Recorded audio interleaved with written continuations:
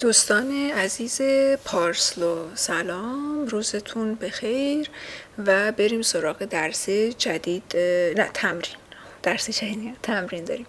چرا من این تمرین رو نوشتم؟ ببینید بچه‌ها، من سعی میکنم براتون تمرین از اینها خیلی پیدا بکنم و اینها رو سعی کنم بشه که PDF براتون قرار بدم تو وبسایتمون که برین اونجا پرینتش کنید و بشینید حل کنید. به قول زبان مثلا میگن که اسلوونیا وایا دلا مویسترا، تو فارسی ما بهش میگیم کار نیکو کردن از پر کردن است. اینقدر باید تمرین کنید تا راه بیفته. بعدم ناامید نشید. ببینید شما رفتید کلاس مثلا اول دبستان، یادتون میاد چقدر مشق نوشتیم تا مثلا یاد گرفتیم حروف الفبای فارسی ساده نیست. خب یا رفتید کلاس زبان مثلا خواستی حروف الفبا یاد بگیرید، تمام دفتر مشقاتون شاید بعضی داشته باشن.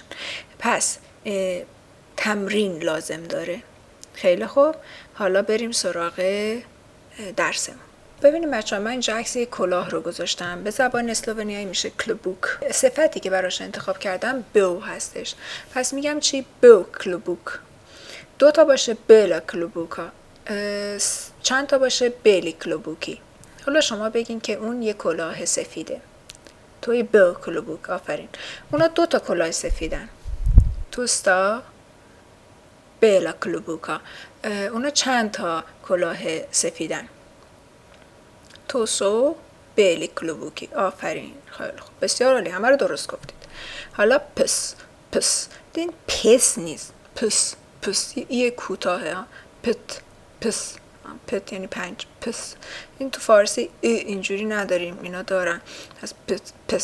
پس لپس، لپا پسا، 2 تا لپی پسی. این استثناست، نگین پسا، این نداره که پسا، پسی، لپا پسا، لپی پسی. خب حالا جمله ها رو خودتون میسازید برای اینا. درست شد؟ پس میشینیم مینویسیم مثلا تو یه لپس، توستا لپا پسا، توسو لپی پسی. دیگه برای هر مورد من نمیگم. بریم سراغ هیشا. هیشا یعنی لپ هم یعنی زیبا، مثلا قشنگ، اینطوری کیوت. بریم سراغ هیشا که یعنی خونه. خونه اینجا من صفت مایهنا رو براش انتخاب کردم که سری صفت هم یاد بگیرین. مایهنا یعنی کوچیک، ولی چون در مورد هیشا اومده ها خودش مایهن هست. حتی با هیشا اومده، همچنین گفتم صفت از است تبعیت میکنه، شده مایهنا هیشا. مایهن هیشی، مایهن هیشه. حالا پس یه خونه، 2 تا خونه کوچیک و چند تا خونه کوچیک. حالا شما جملهشو بسازید دیگه. اون یه خونه کوچیکه، اونا 2 تا خونه کوچیکن، اونا چند تا خونه کوچیکن. بریم سراغ یه نکته من اینجا بگم. این صفتی که اینجا بوده در واقع مایهن، ولی وقتی که اومده تبدیل شد برای هیشا به کار رفته شده مایهنا. این اینجا برداشته شده. درست؟ پس به این دقت کنید. ای برداشته شده، مایهنا. مایهنا نه، مایهنا. خیلی من دیدم اشتباه میکنم بچه‌ها، مایهنا غلطه، مایهنا. مایهنا. حالا اگه اینجا مثلا من میخواستم بگم که یه سگ کوچیک، میگفتم مایهن پس، ولی چون میگم یه خونه کوچیک گفتم مایهنا هیشا. واژه بعدی که اینجا داریم سیب هستش، یابوکو. برای چی؟ یه ال و یه اینجا از خونده نمیشه. گفتم که اگر او بعدش ال بیاد، یه حرف صدادار بعدش ال بیاد، اون ل معمولا اصلا خونده نمیشه، صدای او پیدا میکنه. خب یابوکو انگار که یابوکو. پس ولیک و یابوکو. ولیک یعنی بزرگ، ولیک. حالا اینجا چون با یابوکو اومده، پس ولیک و یابوکو. ولیکی یابوکی، ولیکا یابوکا. حالا بگین اون یه سیب بزرگه، تو یه ولیک و یابوکو. 2 تا سیب بزرگن، توستا ولیکی یابوکی. و چند تا سیب بزرگن؟ توسو ولیکا یابوکا. خیلی خوب دوستان، این چند تا واژه جدید داریم. پامارانچا یعنی همون پرتقال خودمون، پ داره دیگه، پامارانچ، پرتقال شبیه.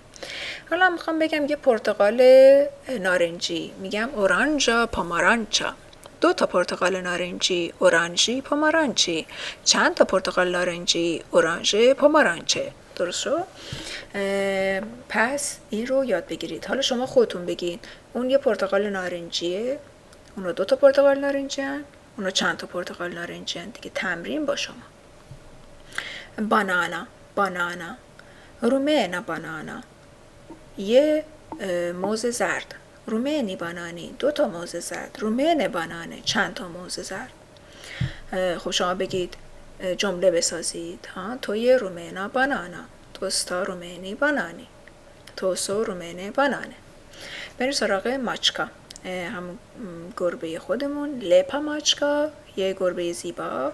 لپی ماچکه، 2 تا گربه زیبا. لپ ماچکه، چند تا گربه زیبا. جمله‌ش هم که میسازید. اون یه گربه زیباست، اونا 2 تا گربه زیبا، اونا چند تا گربه زیبا. خیلی خوب. این از این.